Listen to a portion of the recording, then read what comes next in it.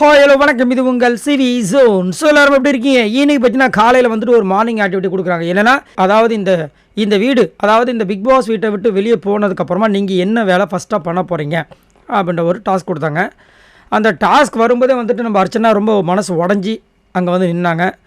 நிறைய பேர் சொல்லுவாங்க இதை கூட வந்துட்டு கேமராக்காக நடிக்கிறாங்கன்னு. ஒருத்தங்க வந்துட்டு இந்த மாதிரி அழுகுறாங்க அப்படின்னா அதுக்கு பின்னாடி ஏதாவது ஒரு விஷயம் சம்பவம் கண்டிப்பாக இருக்கும். சும்மாவே அழுதாங்கன்னா கண்டிப்பாக கேமராக்காக நடிக்கிறாங்க அப்படி சொல்லலாம்.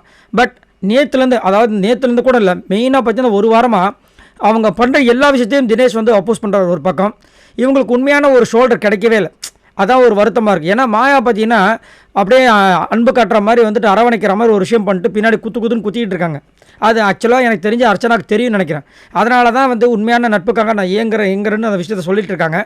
அது மட்டும் இல்லாமல் வினுஷாவும் வந்து பார்த்திங்கன்னா உள்ளே வந்தவொடனே வந்துட்டு இவங்களுக்கு ஸ்டாண்ட் பண்ணாங்க. ஆக்சுவலாக அர்ச்சனா அவங்களே வந்துட்டு கலாய்க்கிறாங்க, அதுலேயே அவங்க காலி.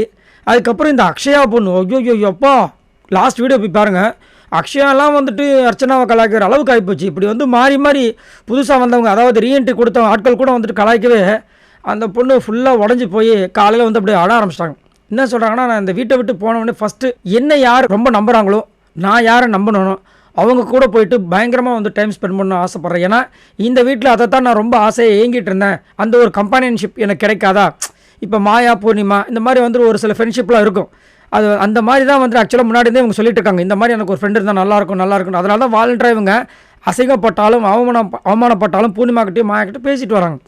பட் என்னோட கருத்து என்னென்னா, நம்ம அன்பு செலுத்தலாம், தப்பு இல்லை. அந்த அன்புக்கு ஆப்போசிட்டில் இருக்கவங்க பாத்திரமாக இருந்தால், அதுக்கு தகுந்தவங்களாக இருந்தால் செலுத்தலாம்.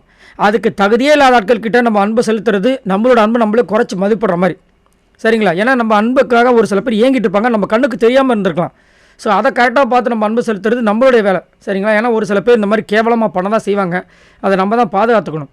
அதே மாதிரி என்ன சொல்கிறாங்கன்னா, நான் ஃபஸ்ட்டு என்னோடய அம்மா அப்பா தங்கச்சிக்கிட்ட போய் என்னோடய குழந்தைத்தனம், என்னோடய அந்த லூசுத்தனமான விஷயங்கள், என்னோடய கோவம் எல்லாத்தையுமே என்கிட்ட என்னென்ன இருக்கோ இதெல்லாம் நான் செஞ்சேன்னா மற்றவங்க என்னை தப்பாக நினைப்பாங்க, மற்றவங்க வந்து என்னை தப்பாக பேசுவாங்க, இதை போனால் தப்பாக பேச மாட்டாங்க அப்படின்னு நான் நினைக்காம என்னை வந்து ப்ரீஜட்ஜ்மெண்ட் பண்ணாத ஆட்கள்கிட்ட போயிட்டு என்னோடய எல்லா விஷயத்தையும் காமிக்க போகிறேன்.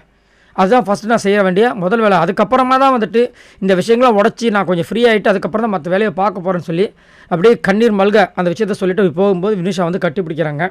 ரொம்ப வருத்தமாக தான் இருக்குது. ஏன்னா இன்னும் ஒரு 3 நாள் 4 நாள் தான் இருக்குது. அதில் கூட வந்துட்டு இந்த அர்ச்சனாவை இப்படி அழ வச்சு வேடிக்கை பார்க்குறவங்களே எல்லாருமே, அதுவும் வந்துட்டு அவ்வளோ காண்டு. ஏன்னா வெளியே போய் பார்த்தா ஓட்ஸ் அவ்வளோ வருது.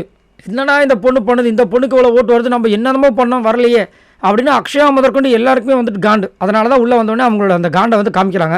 இந்த பொண்ணு கொஞ்சம் அதை உஷாராக வந்து புரிஞ்சு சந்தோஷப்படணும். பரவாயில்ல, இப்போ நம்மளுக்கு வெயிட்டாக வெளியில் இருக்க போகிறதுனால தான் இவ்வளோ காண்டாக வராங்க அப்படின்னு.